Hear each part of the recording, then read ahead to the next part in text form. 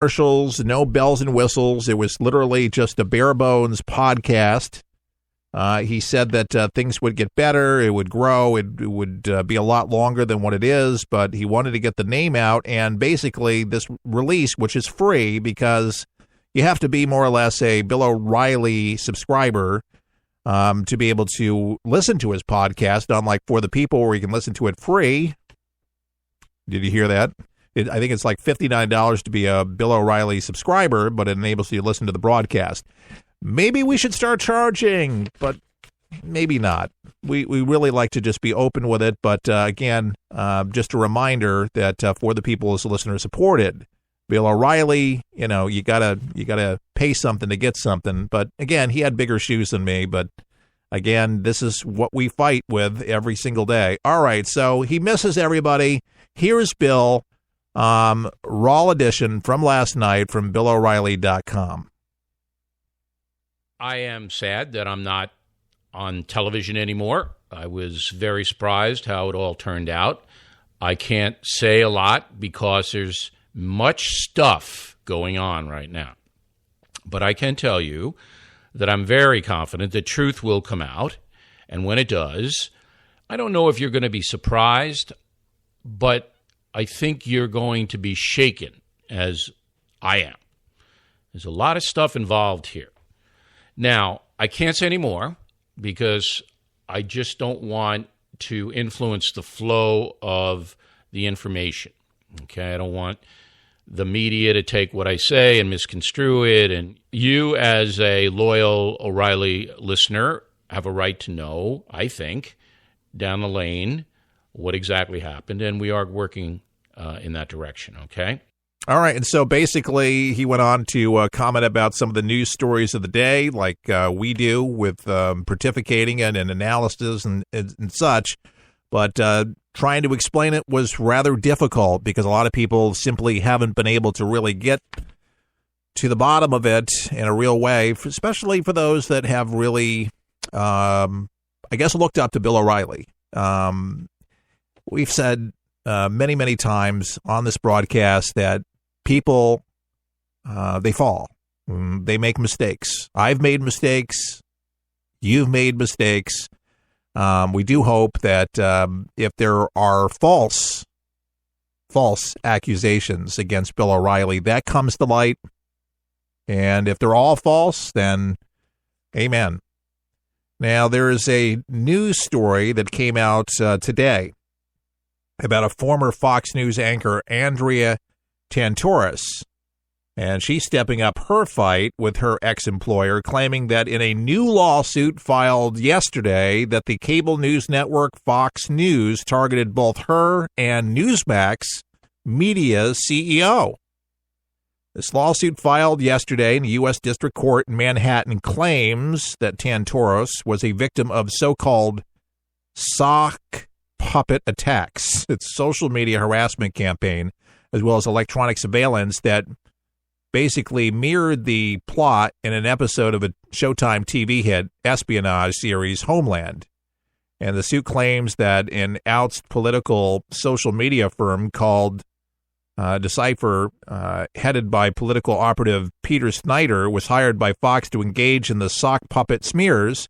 Sock puppet, it's a internet term for using an anonymous online identity to manipulate or deceive public opinion. So Tantoris seeks unspecified damages from the company. Fox News former chief executive officer Roger Ailes and other executives in the lawsuit. So Tantoris had previously sued Fox, claiming that she was a victim, folks, of sexual harassment by Ailes and Fox News ouster Bill O'Reilly. So this case is still in litigation. And I understand that there's a lot more where that came from. And $10 million paid out by Fox to shut this down. And I just got to say this because I haven't heard anybody say it. But if Fox knew that this was going on, and this was the climate, and they were paying people off. Now, legally speaking, if you're a high-profile person, People can say the darndest things, like Art Linkletter said. And by the way, I met Art proudly, probably about 6-7 years ago before he passed away in St. Petersburg, where he was speaking. So if you remember, the late Art Linkletter had that show, Kids Say the Darndest Things. What a great patriot, what a great man. Lived a full life, but man, he could make you laugh. He was still funny in his old age. But shame on Fox, because a lot of this was swirling around the building, and it was not just Bill O'Reilly. There was a lot of other people on the morning show. Sean Hannity was accused of something. Again, accusations, but, you know, being in media, a lot of that stuff happens. I mean, I worked a lot of radio, and sexual harassment does come in all different versions. But unfortunately, a lot of celebrities, they'll take a lot of heat where people will make up something, say something that's literally not true, but for them to go away, so it's not a PR nightmare, what they'll do is they'll pay the money out so they can go away. Unfortunately, it keeps on happening and happening, and, you know, you got to wonder sometimes, was there any truth to it? Because there was so many people in the building that worked for this network. Of course, I did not work for them. I didn't work there, but hundreds of people, apparently. And I don't know if anybody's going to show up at the court or how this is going to actually be played out. I have no idea. No, O'Reilly's got a lot of money. Fox has more. But it's just going to be an interesting thing. But again, a reminder to be careful of the things that you say about women. What you say about guys in the workplace. It's not cool. It's not good, especially in the climate of lawsuits and all these other things. And again, your reputation precedes you. You know, when you're professional, when you're in your business, you have to treat it with the utmost respect. Yourself personally. People are always watching. People are always listening, like it or not. Perception's reality. I have shared this with my younger sister, who I've tried to mentor for many, many years, you know, with social media and what you post and what you do each and every day. People don't pay attention to these particular things, but they all add up. They all make a difference. And when a lot of employers look at social media, it is your digital footprint or fingerprint, whatever you want to say. But it basically represents you.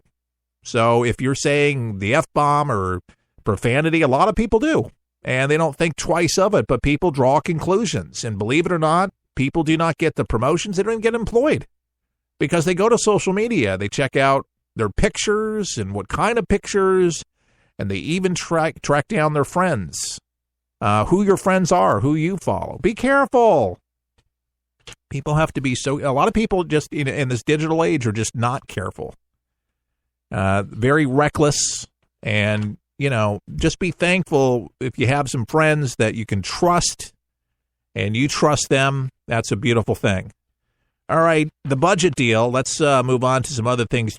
Trump is, trying to get this taken care of. They don't want a government shutdown. Who does?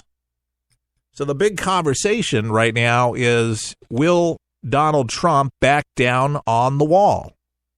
Is he going to just stop fighting for it, refusing to build it? And Donald Trump, he took to Twitter again today, and this is what he said. He said, "Don't let the fake media tell you that I have changed my position on the wall. It will get built and help stop drugs and human trafficking, etc." Congress under pressure to pass this $1 trillion spending bill that would pay for government agencies. And if the bill fails to pass by midnight Friday, it's going to trigger a partial government shutdown.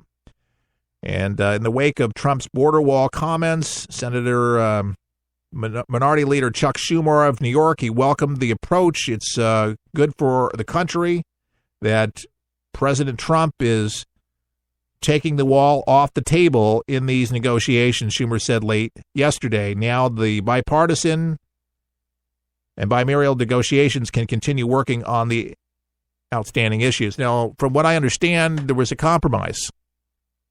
The compromise that not the wall was going to be built, but not on this budget deal, that they would renegotiate in September. So the media is going to have a field day with us. Field day.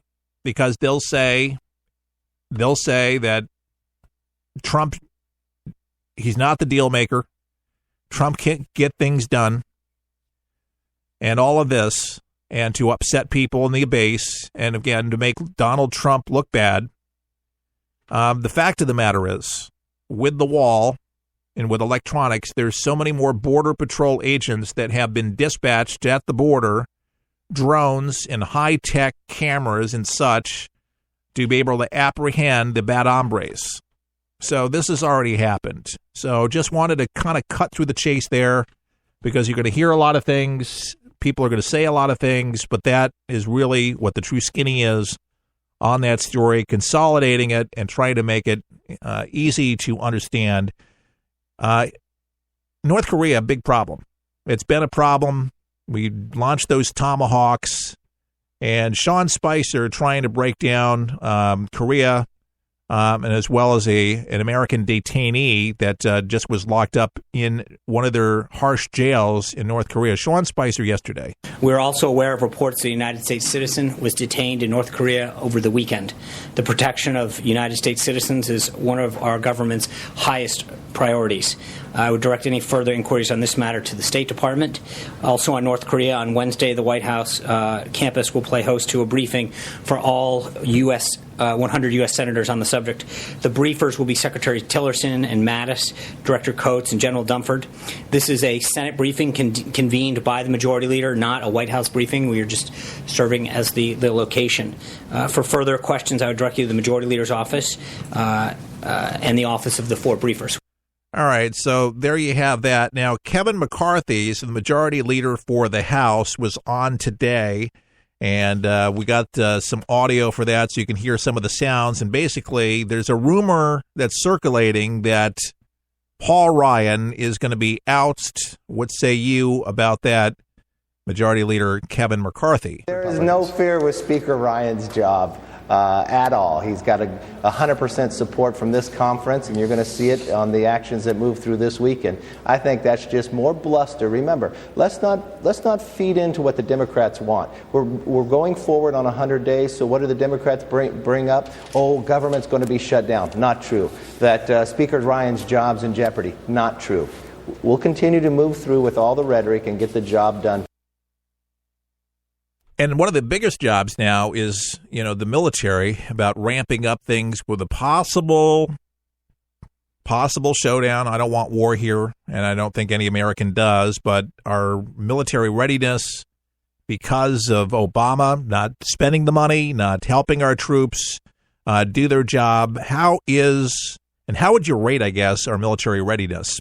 Well, we have been under sequester. So as we've been asking our men and women to do so much for the last decade, they've been being cut. You look at the Air Force. They can't fly. 50% of their planes not able to be prepared. That's because of a funding issue. But when I look at the ability to be able to carry out the mission, these men and women go above and beyond anywhere. To be able to send 59 cruise missiles to hit within 1 minute, amazing. But we've got to do our job here to make sure their readiness is there. It is not where it needs to be, long and far in between that. So we have moved an appropriation bill out of the House. It has not passed in the Senate. That's what we're dealing with this week. We're going to make sure our military has the resources so our men and women are safe in combat and can carry out their mission. Now, the big question that everybody's asking, and Lindsey Graham this morning, I think, answered it pretty well, would we take military action first against North Korea? As a last resort. I don't know about you, but here's what I believe. I believe if they had an ICBM with a nuclear weapon on top of it that could reach America, they may use it. What do you think? Do you think that's possible, that this guy would actually attack our country if he could? Folks, you know how to answer that. Of course he would. That's what he's been trying to do and launching all these missiles today. Unbelievable. And we have our sub over there right now that's ported top, where you can actually see the submarine right now at the port in South Korea, But here's a Lindsey Graham clip. How do we stop them? That's a good